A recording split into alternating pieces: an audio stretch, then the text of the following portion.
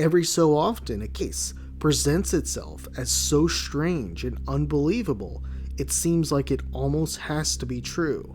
In today's case, the witness tells an incredible story, one that isn't backed by evidence, but yet shares common characteristics with other alien encounters and UFO cases.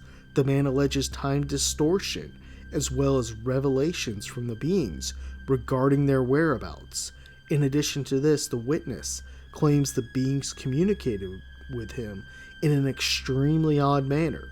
He would describe this as coded thoughts. In this episode, we will explore the multiple alien encounters of Pierre Monnet, as well as the messages he received from the beings. While Pierre alleged to have multiple contact with the beings, his first encounter happened in 1951 in the Vaucluse department of France. In July 1951, after spending the evening with his fiancée, then 19-year-old Pierre hopped on his bicycle and began cycling through the town to his home. As Pierre cycled through the town, he would pass the town clock. It was 1:30 a.m., and soon he planned to exit the city. However, then something happened. It's not clear what exactly occurred here, but the next thing Pierre remembers is he was bicycling, yet he was several miles further along and outside the city. It was as if he had been instantly transported. At this point, Pierre continued to bike down the gravel path and noted he felt compelled to go down it like some unknown force was pulling him. Pierre got off his bike and began walking at this point with his bike next to him. He even reported that he felt like he was floating, yet he wasn't sure this actually happened. As he approached a curve and walked around it, he would then see a light glowing about 200 feet ahead. Up ahead, Pierre spotted a craft. It was disc-shaped and hovering around 30 to 50 feet above the ground.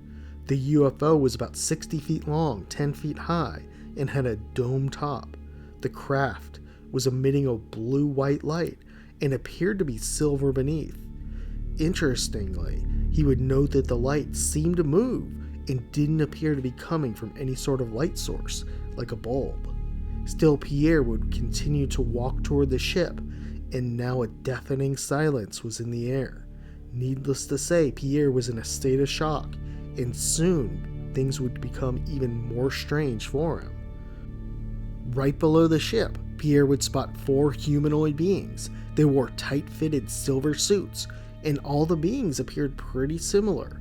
They were all around 6 feet tall, with bare feet, well-built, and had blonde hair to their shoulders. It appears here that Pierre encountered Nordic aliens or tall whites, but Pierre had a different opinion, at least initially, about the beings. Pierre thought the beings were robotic, not biological, since they were so similar. This is in contrast to many Nordic reports where witnesses believe the beings are biological in nature. Pierre walked up to the beings as they looked friendly. As he got close, the beings stood, and then all at the same time, they raised their right hand up with their palms up to shoulder length. This scared Pierre. However, as he started to retreat, the beings spoke to him telepathically. Oddly though, they didn't speak to him in French, but used what Pierre would describe as coded thoughts. Then after what Pierre would describe as being about 30 minutes, the coded thoughts stopped and Pierre would come out of his trance-like state. He looked up and saw the bottom part of the craft had opened up, although he didn't see or hear this happen. There was a white-orange light coming through, and the being suddenly disappeared, seemingly going into the craft. Things would only get more confusing for Pierre here, though. He looked at his watch, and it said 1:30, as if no time had passed at all. He was shocked and couldn't believe it, so he decided to bike back to the town clock because he thought maybe his watch had broke. When he arrived, he would be stunned to see that the time was 1:35 a.m. Pierre then headed home, and being still perplexed and worked up at what had happened that night, he thought maybe he was just in a strange dream. He decided to wake up his mother in the middle of the night just to make sure he remembered everything. When he woke up the next day and went to eat breakfast, his mother yelled at him for the late night wake up. At this point, Pierre knew the prior night wasn't a dream, but actually did happen. Over the following weeks, Pierre was able to conclude he had at least 20 minutes of missing time unaccounted for. However, the coded thoughts he received that night would start to become more clear for him. It actually took years for him to piece together the isolated messages, but when he did, it revealed much more about that night. One message was a warning to him not to walk any closer to the beings. Another message was they want the best thing for living beings, especially if they are not aggressive. The entities also informed Pierre he would suffer some short-term problems with his nervous system, and in time the message they intended to give him would become much clearer. Another coded thought was around contact with other humans. The beings stated that many people do not want to speak with them, and those that do are not believed. Probably the most important coded thought, though, was the beings informed Pierre they were going to experiment on him, doing him no harm, and that he wouldn't remember the event for some time. One of the tests was that they were going to regenerate his cells, which the being said would extend his life to around 120 years. Still, this wouldn't be the only encounter that Pierre had. Pierre would allege to see a craft when he was serving in the French military and was stationed overseas. In addition to this, he stated in June 1974, he drove to a gas station, and as he was filling up his car, he would spot two men who looked exactly like the men he saw in 1951. They looked over at him in unison, and soon they began sending coded messages once again to him.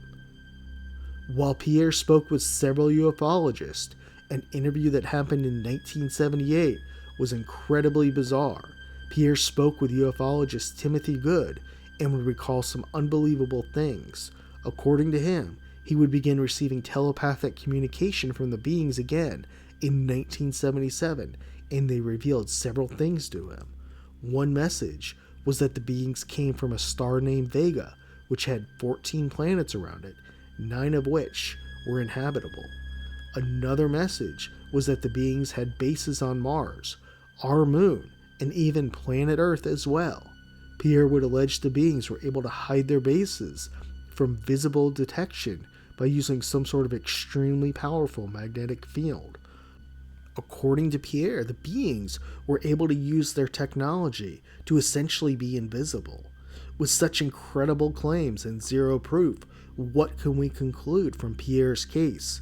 Was this just a man who had seen too many science fiction movies? Or did these events actually happen to him? Skeptics will immediately point out that Pierre alleged to have a procedure done that would extend his life to 120, yet he died in 2009 at the age of 78 and seemingly of natural causes.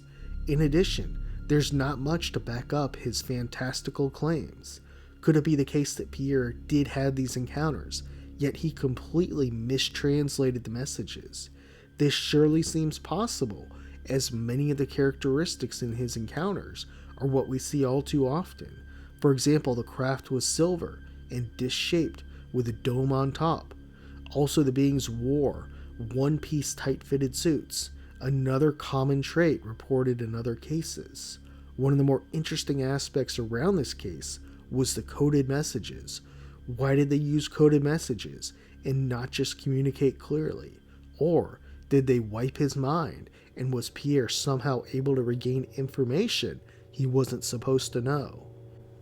While Pierre alleges that time seemed to be frozen, this is something that we've seen before. On a prior episode, we covered one case in 1977 where a Chilean soldier named Armando Valdez was on patrol when he and his team spotted a white bright light. Valdez went to investigate, and his team watched him vanish into thin air. After 15 minutes, he returned, seemingly from nowhere, and looked extremely rough. Valdez was clean-shaven earlier in the day, but now had a full beard. By all accounts, it seemed like he had been gone for 5 days, but according to the soldiers, he was only missing for 15 minutes. While many questioned whether Pierre was legit, he never wavered on his story. He also was quite adamant that government officials, as well as the military, were nervous about the crafts and didn't know what to do and had lied to citizens since day one. He would also state many humans had been contacted up to present day. While Pierre could have misinterpreted the communication and perhaps even lied about everything, he does seem to hit the nail on the head around UFO disclosure.